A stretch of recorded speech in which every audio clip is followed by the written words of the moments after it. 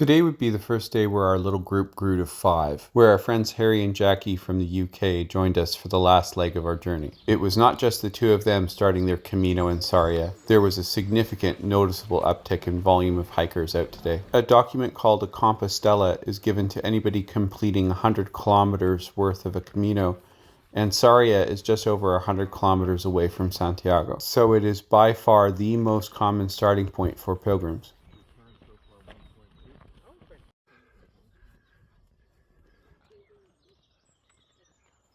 Not only were there more hikers on the trail today, we were also going to pass more towns in one day than any other on our Camino. So we were expecting a wide variety of options for cafes to stop for breakfast. We passed one nice looking one after a couple kilometers, but because Perry said we hadn't earned it yet, we passed it by. And of course, we didn't see another one for what seemed like a really inordinate number of kilometers, especially for new hikers expecting an early morning coffee. Of course, we didn't let Perry hear the end of it. This was the breaking of Rule 1 of the Camino.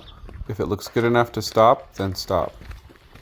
At last, we reached a cafe, and of course our French friend was there to greet us. Jamie?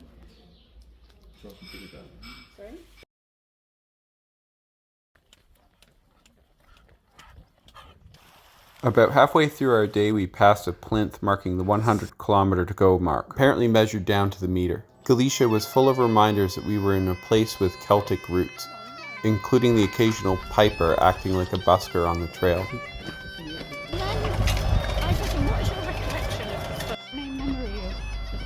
We passed a colorful little town with a patio that seemed like a good place to stop for a drink and a sample of local cheeses.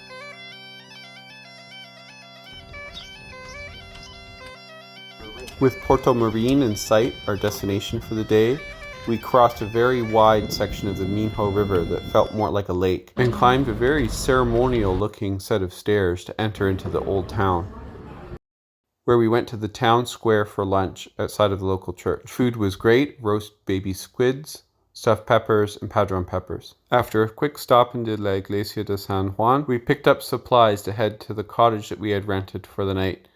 Because the trail is so busy in this section, we had trouble finding a place right in town. So we had to do our little stone cottage out of town and had an indoor picnic-style dinner.